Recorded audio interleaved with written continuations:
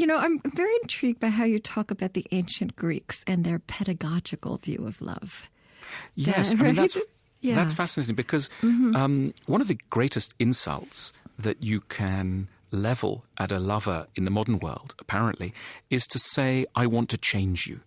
And one of the most, offended moments in relationships are when somebody says, are you trying to change me? And this is seen as absolutely the enemy of love. It's like, my goodness, I thought you loved me, but now I've realized you're trying to change me. So that means you don't love me. And this, look, it sounds very normal in our own time. It would have sounded extremely unusual to the ancient Greeks. The ancient Greeks had a view of love which was essentially based around education. That what love means, love is a benevolent process whereby two people try to teach each other how to become the best versions of themselves. Now you say somewhere they're committed to increasing the admirable characteristics that they possess, that's right. and that they possess and the other person possesses. And that what love is... Which is a twist on changing you. I mean, it is... Yes, no, absolutely. I mean, and so the Greek view is you fall in love with the perfect things in another person, with the accomplished, beautiful things. But then the work of love is to try and make more and more of a person accomplished, perfect, virtuous. That's what love aims at. So love explicitly aims at change. Now, many relationships and their troubles could be analysed as attempts by both people to teach one another things, but failing to do so miserably. So many what we call arguments are really lessons that have gone terribly wrong. And they go wrong really for two reasons. Firstly, because the so-called, in inverted commas, teacher, the person in the teaching role, is so panicked, so anxious. And they're anxious because at the back of their minds they think, I mean, the haunting thought that makes people lose their tempers in relationship is basically the fear that they've married an idiot, that they've ruined their life by being in the presence of someone who just refuses to understand. So they lose their temper. And so also they try just those terrifying moments when you start to understand. I mean, what was it? What was that line from On Love? Every fall into love invites false triumph of hope over knowledge. And as the knowledge becomes more front and center, that kind of... You're right. It's that the deterioration of that ideal can be terrifying.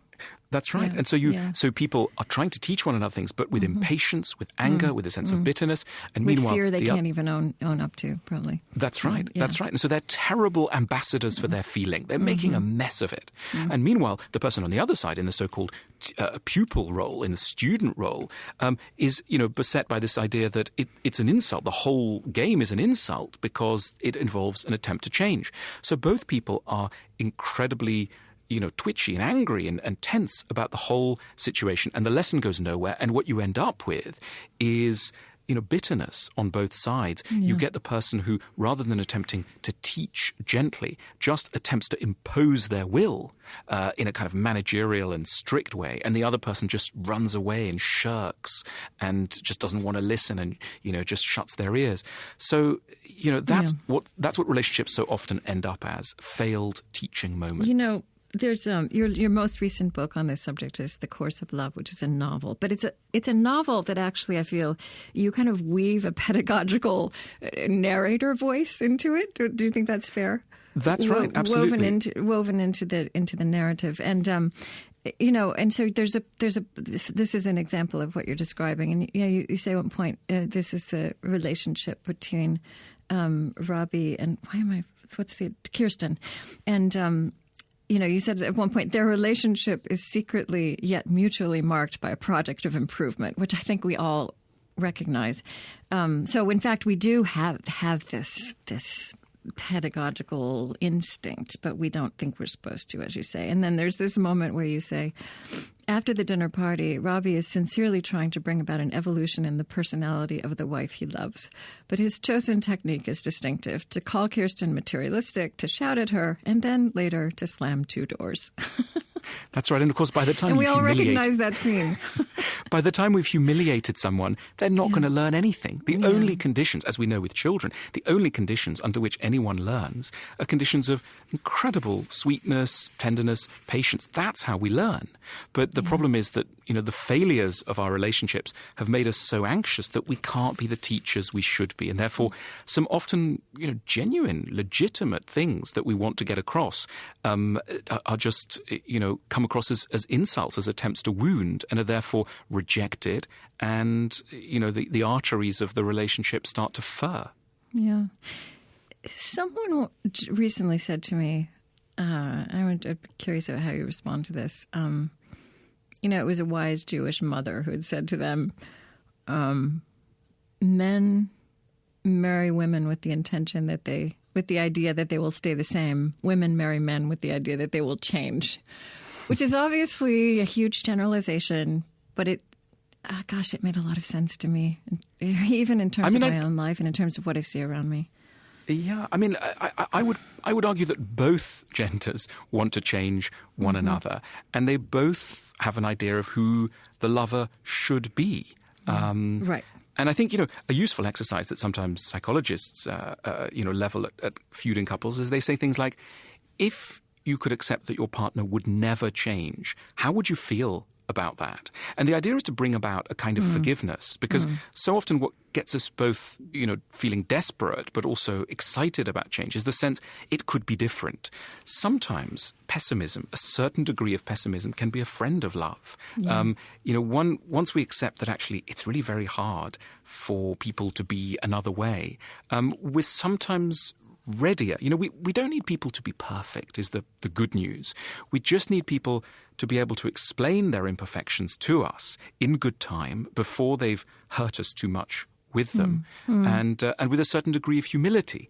That's already an enormous step. It's a lot to ask, but it sounds reasonable, right? I mean, if we could really have that in our minds early enough on in a relationship.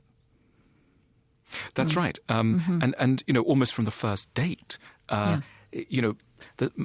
view of what one should talk about on a first date is not showing off and not, putting forward one's accomplishments, but almost quite the opposite. One should say, well, how are you crazy? I'm crazy like this. Right. And there should be a mutual acceptance that two damaged people are trying to get together, because pretty much all of us, there are a few totally healthy people, but pretty much all of us reach dating age with some scars, some wounds. And of course, the more we know about them and the more we're able to introduce the topic in a kind of non-pejorative, non-agitated way, the more success we'll have. But we're operating, it's not a coincidence that people in the early days of love call each other angel. We've got this sort of deity, this sort of secularized deity who is our lover, who then turns out not to be such a thing. And we rage and rant. I mean, look, a lot of this comes from ideas that we have in childhood. When we're children, our parents can sometimes seem like supernatural creatures. They have powers way beyond anything we have. They know all sorts of things, etc. And sometimes we bring to adult relationships some of the same hope that a young child might have had of their parent. And of course, an adult relationship can't be like that. It's got to accept that the person across the table or on the other side of the bed is just human, which means full of flaws, fears, right, etc., and not some sort of superhuman. Yeah, and I think that question that you said could be a standard question on an early date. And how are you crazy?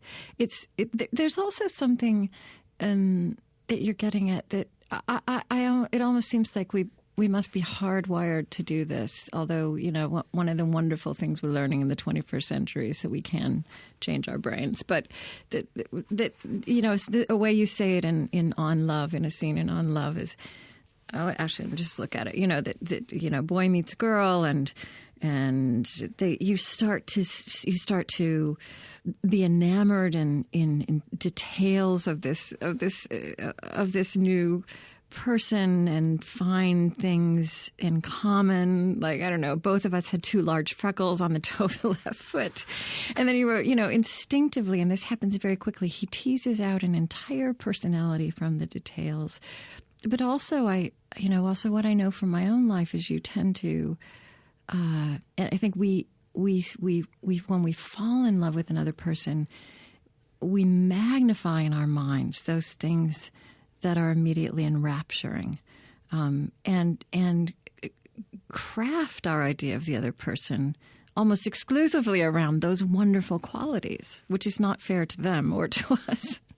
That's right. And, we feel in a way that we know them already, and we impose on them an idea. Of course we don't. Right. And we don't. Right. We don't. Which, also explains another phenomenon that I'm fascinated by, you probably would have noticed in both novels, is the phenomenon of being in a sulk, of sulking.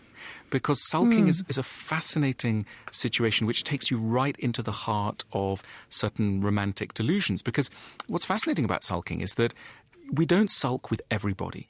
We only get into sulks with people that we feel should understand us, but rather unforgivably haven't understood us. So in other words, it's when we are in love with people and they're in love with us that we take particular offense when they get things wrong. Because the kind of the governing assumption of the relationship is this person should know what's in my mind, ideally without me needing to tell them. If I need to spell this out to you, you don't love me.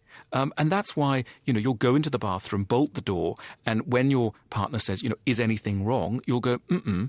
And the reason is that they should be able to read through the bathroom panel into your soul and know what's wrong. And that's such an extraordinary demand. And, we see it in children. I mean, this is how little children behave. They literally think that their parents can read their minds. It takes a long time to realize that the only way that one person can really learn about another is if it's explained to them, preferably using words, quite calm ones. Use your words. Which we say to children. When people always say communicate, I mean, we have to be generous towards the reasons why we don't. And we don't because we're operating with this mad idea that true love means intuitive understanding. And, I go crazy when people say things like, I met someone, the loveliest thing is they understood me without me needing to speak. And I thought, so many alarm bells go off when I hear that, because I think, okay, well, good luck good luck in this instance. But, if you guys get together, that's not going to go on forever. No one can, intuitively understand another beyond a quite limited range of topics. Right.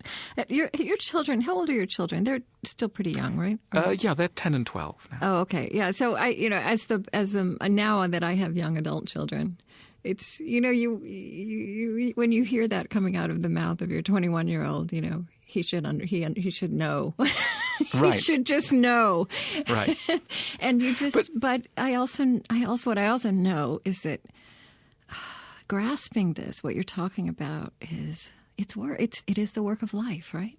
It's the work of love. And but it's interesting that you're mentioning your children and children generally, because I think it sounds eerie, but I think that one of the kindest things that we can do with our lover is to see them as children. And not to infantilize them, but when we're dealing with children as parents, as adults, we're incredibly generous in the way we interpret their behavior. And if you walk home and a child says, I hate you, right? You immediately go, okay, that's not quite true. Probably they're tired, they're hungry, something's gone wrong, their tooth hurts, something. We're looking around for a benevolent interpretation that can just shave off some of the more, depressing, dispiriting aspects of their behavior.